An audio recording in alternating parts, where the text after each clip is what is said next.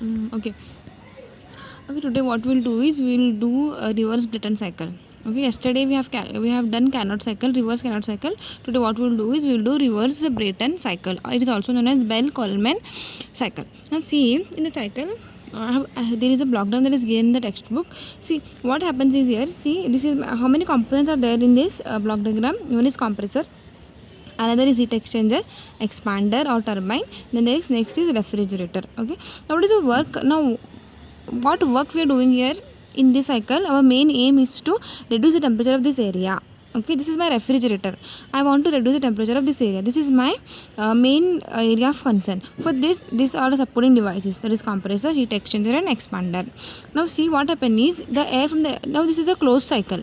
Okay, so we'll begin with here only. The air, not air, the refrigerant or the working substance from this refrigerator comes and enters into the compressor. Now what is the function of compressor? The function of compressor is to compress.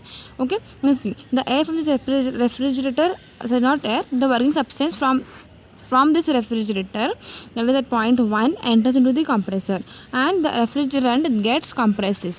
Now once it is compressed, what happens to temperature and pressure? Temperature and pressure both increases. So what is process 1 to 2? Isentropic compression. Okay, then this refrigerant, there is nothing but isentropic compression. Then this high temperature, high pressure refrigerant will enters into the heat exchanger. Now what is heat exchanger? Okay, now what is heat exchanger? Heat exchanger is the device in which what we do is, see, our high temperature, high pressure refrigerant enters into the heat exchanger. Now see here, there is water in and water out. The sign of water in and water out is given. The water is flowing around this heat exchanger. Now as soon as our refrigerant enters into it, its this is what it is, constant pressure process. Okay, the pressure is constant. So the process 2 to 3 is what? Constant pressure heat rejection. It is heat exchanger means what? We are reducing the temperature of a refrigerant.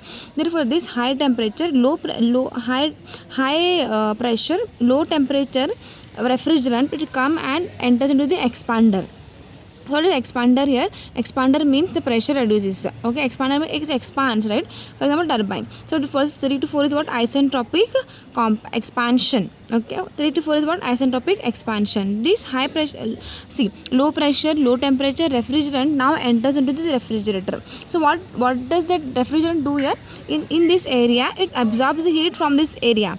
Okay, this is already at high temperature compared to the refrigerant. Okay, now what happened? Heat flow from high temperature region to low temperature reason.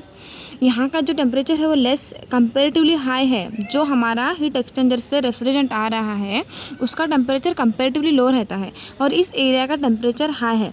जैसे ही refrigerant इस refrigerating area में enter होता है, heat transfer होता है. कहाँ से? ये रेफ्रिजरेंट एरिया से रेफ्रिजरेंट को, from high temperature region to low temperature region. As soon as heat transfer takes place, this heat is absorbed, means what? Heat is rejected. So not heat rejected, heat is added, right? Heat is added to what? To my refrigerant. So what is this process? 4 to 1. This 4 to 1 process is constant pressure heat addition. Now this again low pressure, low temperature refrigerant or high temperature refrigerant is again taken into the compressor and the cycle repeats. This is nothing but my what? Reverse Brayton cycle. This was explanation of the block diagram. Now how many processes are there? Now we can conclude there are 4 processes, right. What is the first process कौन सा है? 1 to 2 क्या है? यहाँ पे compressor है बोले तो 1 to 2 कौन सा हुआ? आइसेंट्रोपिक कंप्रेशन हुआ.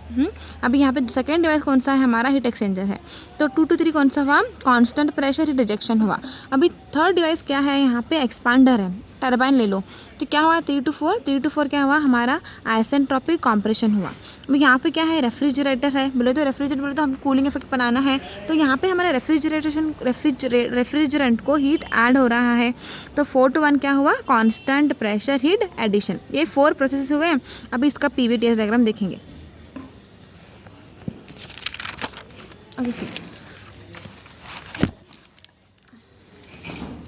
This is my PV diagram, this is my TS diagram.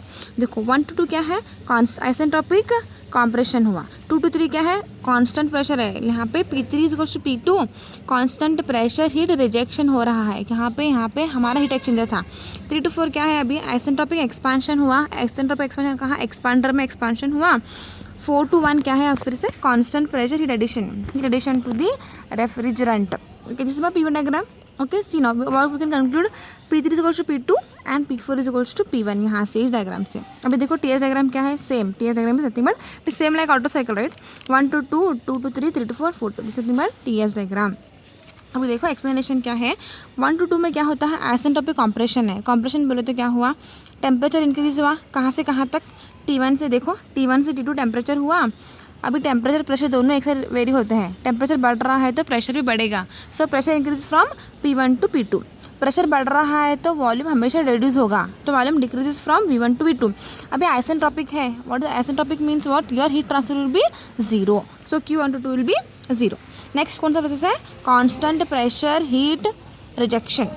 Okay, heat rejection बोले तो टेम्परेचर डिक्रीज होगा ऑब्वियसली, कहाँ से कहाँ तक होगा, देखो पहले T2 था, टी डायग्राम में देखो, टी एस डायग्राम में T2 था, रिड्यूस हो रहा है T3 को, सो टेम्परेचर रिड्यूस हुआ T2 से T3 का। अभी टेम्परेचर रिड्यूस हो रहा है तो प्रेशर भी रिड्यूस होगा, कहाँ से कहाँ तक, P2 से P3 तक प्रेशर रिड्यूस होगा। नॉट प्रेशर रिड्यूस नहीं हो रहा है क्योंकि प्रेशर क्या है यहाँ पे कांस्टेंट है, बोले तो P2 is equals to P3। Volume क्या हो रहा है, volume is decreasing, see you can see no volume is decreasing from V2 to V3। देखो पहले V2 था, V3 हुआ, वॉल्यूम रिड्यूस हुआ। सो हीट ट्रांसफर क्या हो रहा है, यहाँ पे कौन सा प्रोसेस है, आइस कांस्टेंट प्रेशर है, तो क्या फॉर्मूला हीट ट्रांसफर का, mCp/dt। अभी यहाँ पे mCp/dt है, तो क्या है देखो dt बोले तो टेम्परेचर कौन सा आएगा, पहले T2 आएगा क्योंकि T2 बड़ा है, T2 माइनस T3। अब प्रोसेस 3 to 4 कौन सा है हमारा, आइसेंट्रोपिक विच एक्सपांशन है। एक्सपांशन है बोले तो टेम्परेचर डिक्रीज होगा क्योंकि एक्सपांड हो रहा है, कहाँ से कहाँ डिक्रीज हो रहा है, देखो टी डायग्राम में देखो T3 से T4 डिक्रीज हुआ। अभी प्रेशर डिक्रीज हो रहा, टेम्परेचर डिक्रीज हो रहा है तो प्रेशर भी डिक्रीज होगा, कहाँ से कहाँ होगा, P3 से P4 होगा। देखो डायग्राम में P3 से P4 डिक्रीज हो रहा है। और इस हीट ट्रांसफर यार ना, हीट ट्रांसफर जीरो होगा क्योंकि एक आइसेंट्रोपिक है, 3 to 4 is zero. What about the volume, अगर प्रेशर डिक्रीज हो रहा है तो वॉल्यूम इंक्रीज हो रहा है। देखो पहले P3 था, अभी यहाँ पे वॉल्यूम V4 हुआ, वॉल्यूम इंक्रीज हुआ। अभी कौन सा लास्ट कौन सा है हमारा, कांस्टेंट प्रेशर हीट एडिशन हो रहा है। देखो हीट एडिशन हो रहा है बोले तो टेम्परेचर इंक्रीज होगा हमेशा, कहाँ से कहाँ तक हो रहा है, देखो टी डायग्राम पे पहले T4 था, अभी T1 हुआ, टेम्परेचर इंक्रीज हुआ, टेम्परेचर इंक्रीज हो रहा है, यहाँ पे प्रेशर कांस्टेंट है बोले तो P4 is equal to P1 हुआ। वॉल्यूम क्या हो रहा है, देखो वॉल्यूम भी इंक्रीज हो रहा है ना, पहले V4 था फिर V1 हो गया। Okay, this is nothing but all the processes. अभी यहाँ पे क्या हो रहा है, हीट एडिशन हो रहा है। हीट एडिशन का फॉर्मूला क्या है, Q4 to 1 is equal to what, mCp/dt। और इस dt नाउ T1 पड़ा है T4 से, सो T1 minus T4।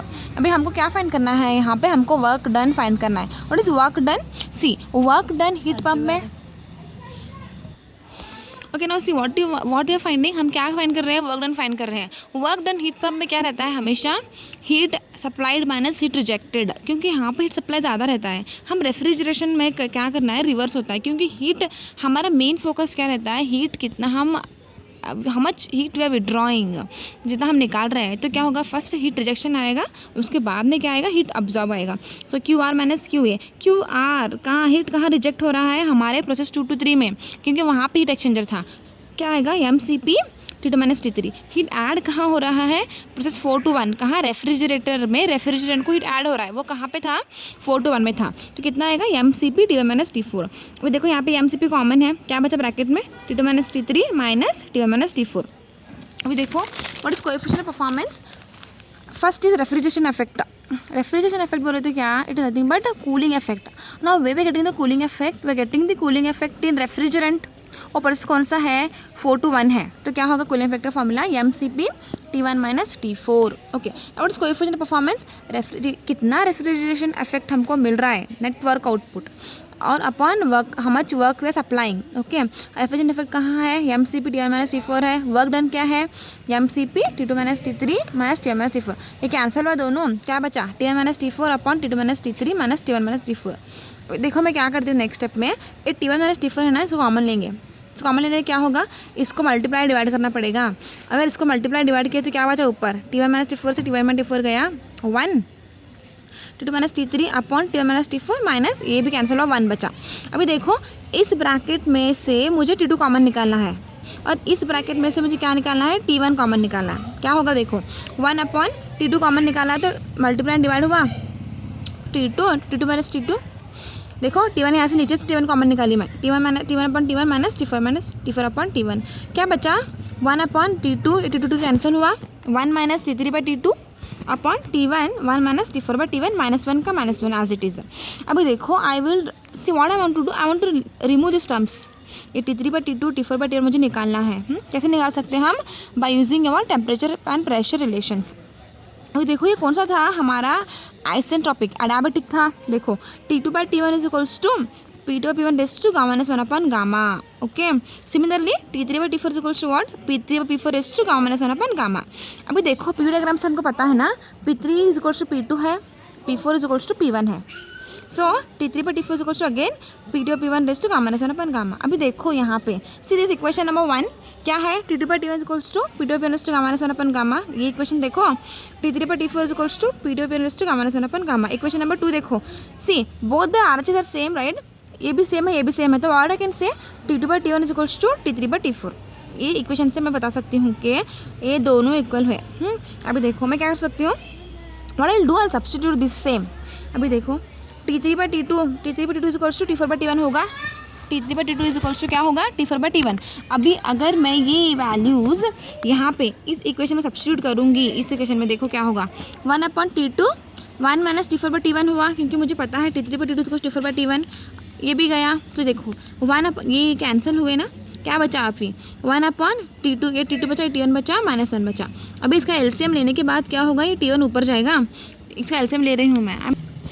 C no what I am doing, I am taking this LCM. और इस एलसीएम ना, यहाँ पे एलसीएम क्या है? T1 एलसीएम है, T2 minus T1 upon T1 है। ये जो है ना, ये ब्रैकेट का जो टर्म है ऊपर जाएगा, क्या बचा? देखो coefficient of performance is equals to T1 upon T2 minus T1। अभी नेक्स्ट क्या करूँगी मैं? I will take this T1 common, बोले तो क्या मल्टीप्लाई एंड डिवाइड करना पड़ेगा। T1 बाई T1 हुआ अपॉन T2 माइनस T1 -1। अभी देखो T2 बाई T1 क्या है हमारा? T2 by T1 is equals to T3 by T4 होगा। अभी यहाँ पे देखो T2 बाई T1 चाहिए, तो मुझे क्या होगा? ये यहाँ पे जाएगा, ये इधर जाएगा, तो T3 by T4 is equals to T2 by T1। देखिए T2 बाई T1 क्या है? T3 बाई T4 है। अभी देखो यहाँ से T4 का एलसीएम निकालने का, T4 एलसीएम बचेगा तो क्या बचेगा? देखो coefficient of performance equals to T4 ऊपर गया, T4 upon T3 minus T4। अभी T2 by T1 equals to P2 by P1 to gamma -1 upon gamma है। T2 बाई T1 क्या है? P2 by P1। अभी क्या है? P2 by P1 nothing but pressure ratio RP। So अभी substitute करने के बाद क्या मिलेगा? देखो I will get, okay wait, I will get how, T4 common है तो T4 बाई T4 1 हुआ, T3 by T4 nothing but T2 by T1 that is nothing but RP raise to gamma -1 upon gamma. So coefficient of performance for reverse Brayton cycle is T2 by T1 1 upon RP raise to gamma -1 upon gamma -1। What is RP? Pressure ratio P2 by P1। Gamma क्या है? Adiabatic index है। Okay, see therefore coefficient of performance is equals to 1 upon RP raised to gamma -1 upon gamma -1, where RP is a pressure ratio, that is P2 by P1, gamma is a diabetic index, for it is 1.4. Okay, thank you.